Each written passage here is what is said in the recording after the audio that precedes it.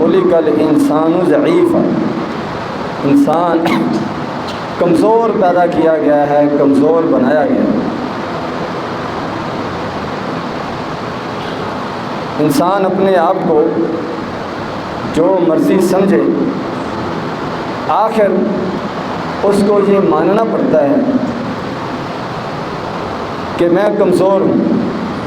اور اللہ تبارک و تعالیٰ کے بنائے ہوئے اس نظام کا پابند ہوں، اس سے میں باہر نہیں نکل سکتا، اس نظام سے بغاوت نہیں کر سکتا، اسی کے اندر رہ کر مجھے زندگی گزارنی ہے۔ تو انسان کی کمزوریوں میں سے ایک کمزوری یہ بھی ہے کہ اگر حد سے زیادہ سردی ہو جائے تو وہ اس سے برداشت نہیں ہوتی، لوگ بیمار ہونا شروع ہو جاتے ہیں، بلکہ انسان سردی سے مر بھی جاتا ہے۔ اور اسی طرح حد سے زیادہ گرمی ہو جائے تو انسان سے وہ بھی برداشت نہیں ہوتی، گرمی کی وجہ سے لوگ بیمار ہونا شروع ہو جاتے ہیں، مختلف بیماریوں کا شکار ہو جاتے ہیں، بڑی پریشانیاں پیدا ہوتی ہیں، تکلیف ہوتی ہے، اور ایک حد سے زیادہ گرمی لگ جائے تو آدمی مر بھی جاتا ہے۔ تو یہ گرمی سردی کا نظام اللہ تبارک و تعالیٰ کا بنایا ہوا ہے، اس سے انسان بچ نہیں سکتا، اس کو تبدیل نہیں کر سکتا، اس سے باہر نہیں نکل سکتا۔ ان موسموں کے، سردی کے، گرمی کے اپنے فوائد بھی ہیں، اس کے اوپر زندگی کا دار و مدار بھی ہے، اور اللہ تبارک و تعالیٰ نے ایک حد کے اندر رکھی ہے سردی اور گرمی، اتنی زیادہ بھی مجموعی طور پر پوری دنیا میں اتنی زیادہ بھی وہ سردی نہیں ہوتی کہ ساری دنیا ہی وہ ختم ہو جائے، نہ ہی اتنی زیادہ گرمی ہوتی ہے کہ کوئی بھی زندہ نہ بچے، ایسی بات نہیں، ایک حد تک ہے، پھر بھی تکلیف انسان کو بہرحال ہے، مشقت ہے، پریشانی ہے۔ تو اس کے اندر بھی ایک سبق ہے، ایک عبرت ہے، ایک تو یہ کہ انسان کو یہ سمجھ آئے، کم از کم یہ تو سمجھے کہ میں کمزور ہوں، خود مختار نہیں ہوں، اپنی مرضی کا مالک نہیں ہوں، میرا حکم اس نظام پر نہیں چلتا، اس نظام کو چلانے والا کوئی اور ہے، جس کے حکم سے یہ موسم تبدیل ہوتے ہیں، گرمی اور سردی آتی ہے۔ تو یہ انسان کو اپنی اوقات یاد دلاتا ہے، اور یہ یاد دلاتا ہے کہ اس کائنات کو، اس نظام کو چلانے والا اللہ تبارک و تعالیٰ ہے، اس میں انسانوں کا کوئی عمل دخل نہیں، کسی اور کا ذرے بھر کا عمل دخل نہیں۔ اور یہ گرمی، یہ جہنم کی ایک جھلک ہے۔ اللہ تبارک و تعالیٰ نے انسانوں کو دنیا کے اندر ایک مختصر وقت کے لیے، ایک امتحان کے لیے بھیجا ہے، اور اس کے بعد بتا دیا فریق فی الجنت و فریق فی السعیر،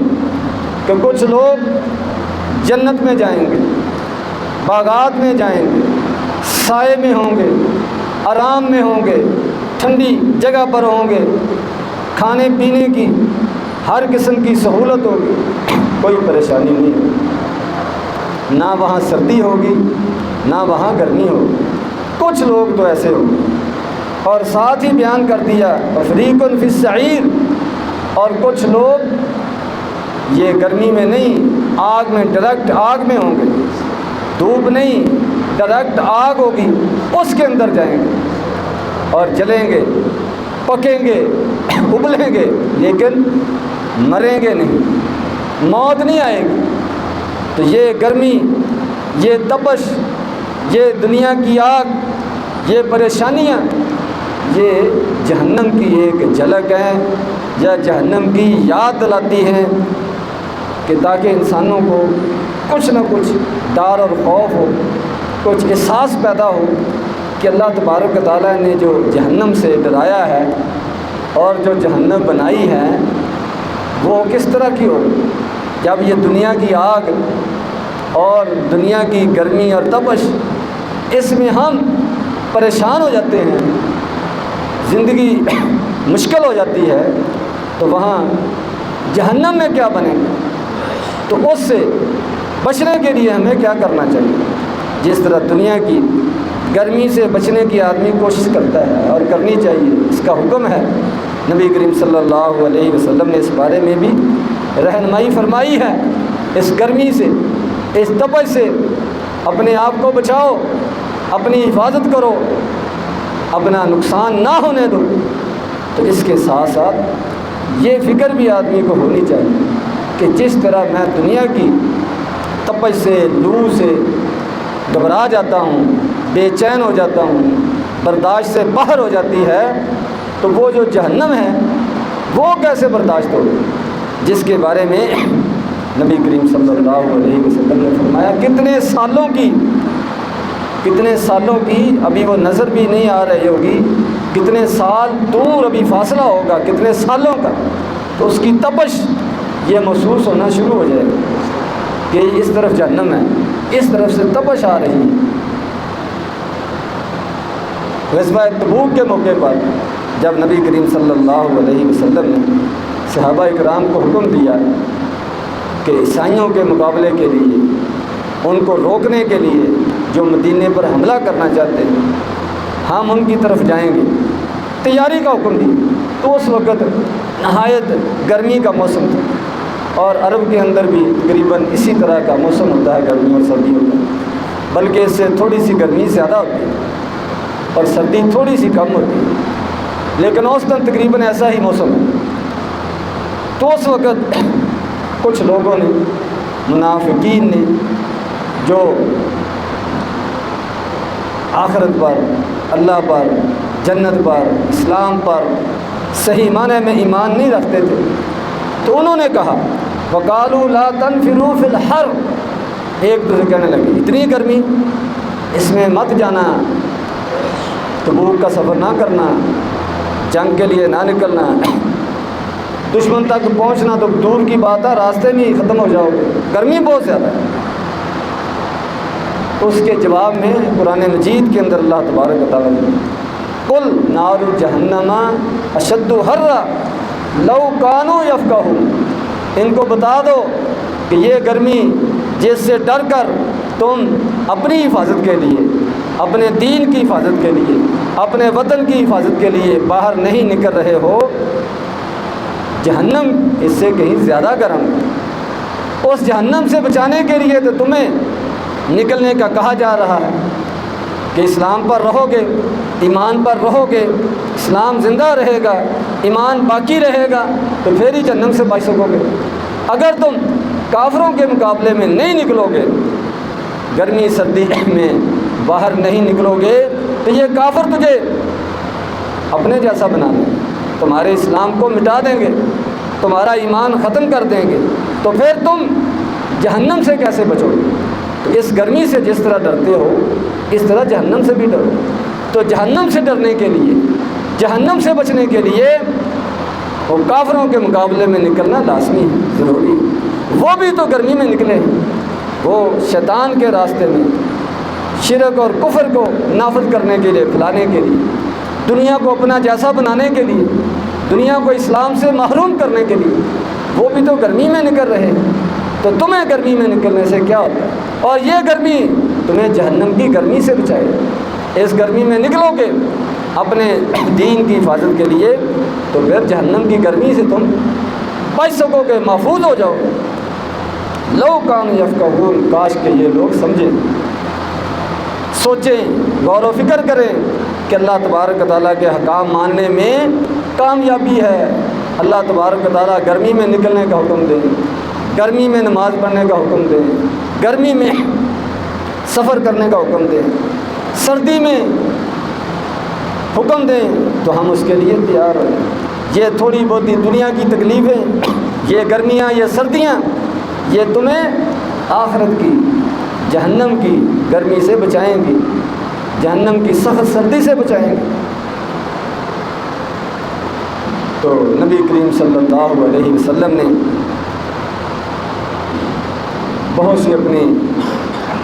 ہدایات میں، تعلیمات میں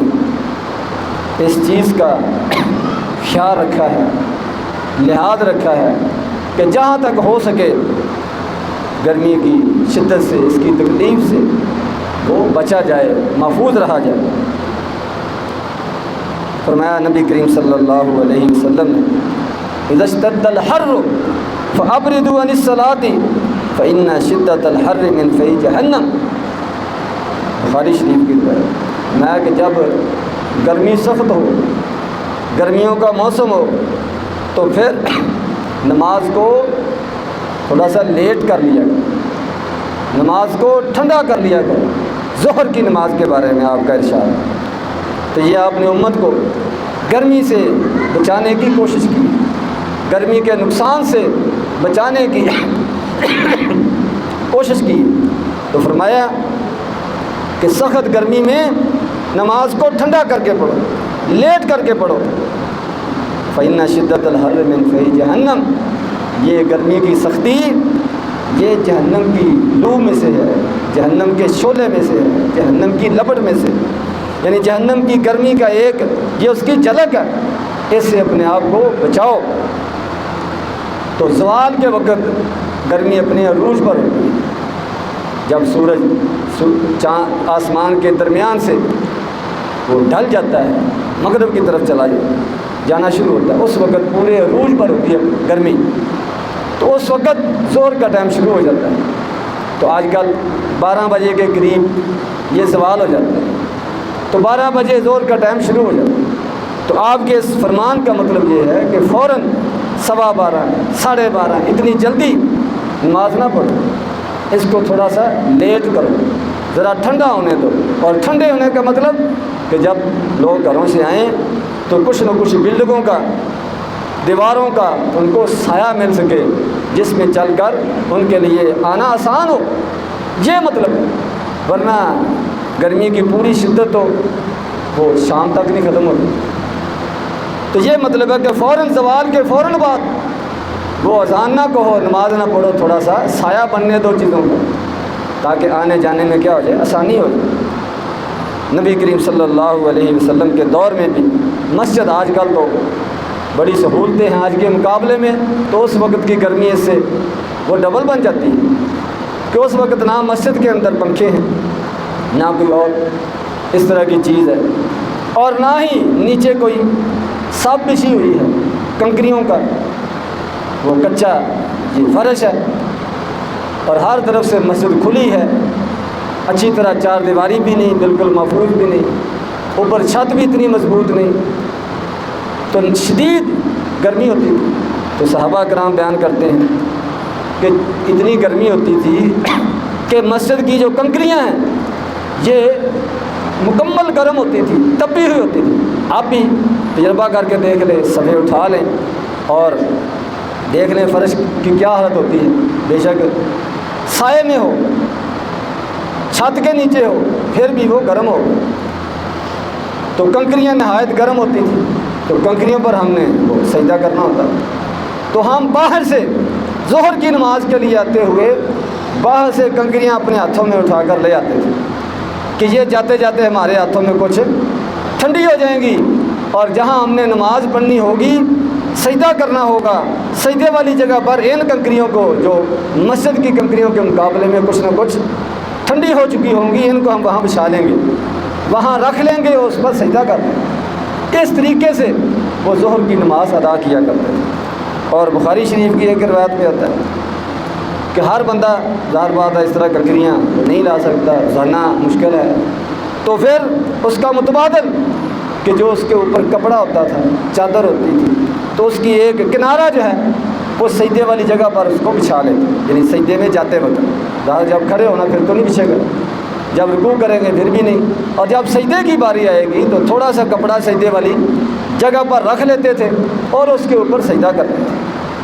تو یہ کیفیت تھی صحابہ کرام کی ظہر کی نماز کی ادائیگی کی۔ تو اس کے مقابلے میں تو آج کل بہت سہولت ہے، لیکن بہرحال اتنی انسان کے اندر کمزوری بھی آ گئی ہے، برداشت بھی کم ہو گئی ہے، سہولت پسند آدمی ہو گیا۔ جیسے جیسے سہولتیں بڑھتی جائیں ویسے ویسے انسان جو ہے وہ سہل پسندی کا شکار ہو جاتا ہے۔ تو بات کرنے کا مقصد یہ ہے کہ نبی کریم صلی اللہ علیہ وسلم نے اس چیز کا خیال رکھا ہے کہ جہاں تک ہو سکے وہ گرمی کی شدت سے اپنے آپ کو بچایا جائے، دھوپ میں چلنے سے بچایا جائے، دھوپ میں بیٹھنے سے بچایا جائے، دھوپ میں نماز پڑھنے سے اپنے آپ کو بچایا جائے، اور دھوپ کے جو نقصانات ہیں، گرمی کے جو نقصانات ہیں، اس کے جو اثرات ہیں، ان سے اپنے آپ کو بچایا جائے۔ ابو داؤد شریف کی بخاری شریف کی ایک روایت میں نبی کریم صلی اللہ علیہ وسلم نے فرمایا الحمہ من فیح جہنم فاطفئوها بالماء، کہ یہ بخار، یہ بھی جہنم کی جو گرمی ہے اس کی ایک جھلک ہے، انسان کا جسم تپ جاتا ہے، گرم ہو جاتا ہے۔ تو فرمایا اس کی گرمی کو، جسم کی گرمی کو، اس بخار کی گرمی کو پانی کے ساتھ ختم کرو، پانی کے ساتھ مٹاؤ۔ یہ بھی نبی کریم صلی اللہ علیہ وسلم نے یہ بخار کا یہ ایک علاج بتایا ہے، پانی کے ساتھ اس کو ٹھنڈا کرو۔ تو پانی سے بھی گرمی کا علاج ہوتا ہے، اس کی شدت کم ہوتی ہے۔ اسی لیے نبی کریم صلی اللہ علیہ وسلم نے خاص طور پر جمعے کے دن نہا کر آنے کا حکم دیا ہے کہ اس وقت اجتماع ہے، مسلمانوں کا اکٹھ ہے، تو وہاں پر وہ زیادہ ضرورت ہے کہ ماحول کو خوشگوار رکھا جائے، صاف ستھرا رکھا جائے، پسینے کی بو نہ آئے، میلے کچیلے کپڑوں سے بدبو نہ اٹھے۔ اس لیے نبی کریم صلی اللہ علیہ وسلم صاف ستھرے کپڑے پہننے کا حکم دیا ہے، نہا کر آنے کا حکم دیا ہے، مسواک کرنے کا حکم دیا ہے، بلکہ خوشبو لگانے کا بھی حکم دیا ہے۔ اس چیز کا بھی ہمیں خیال رکھنا چاہیے۔ اور اسی طرح نبی کریم صلی اللہ علیہ وسلم کے بارے میں ابو داؤد شریف کی ایک روایت ہے کان یاکل البطیخ بالرطب فیقول نکسر الرہاذ ببرد ھذا، نبی کریم صلی اللہ علیہ وسلم کھجوریں کھا رہے ہیں تو اس کے ساتھ آپ تربوز کھا رہے ہیں، تربوز، تو آپ نے ساتھ وضاحت فرمائی کہ اس تربوز کی ٹھنڈک کو ہم ان کھجوروں سے کم کریں گے اور ان کھجوروں کی گرمی کو اس تربوز کی ٹھنڈک سے کم کریں۔ تو یعنی خوراک کا بھی خیال رکھنا چاہیے کہ ایسی آدمی خوراک کھائے جو آدمی کو نقصان نہ دے۔ تو گرمیوں کے اندر زیادہ گرم چیزیں کھائیں گے تو پھر نقصان کا خطرہ ہے، تو اس کے ساتھ ساتھ ٹھنڈی چیزیں استعمال کرنے کا بھی وہ اہتمام کرنا چاہیے۔ تو نبی کریم صلی اللہ علیہ وسلم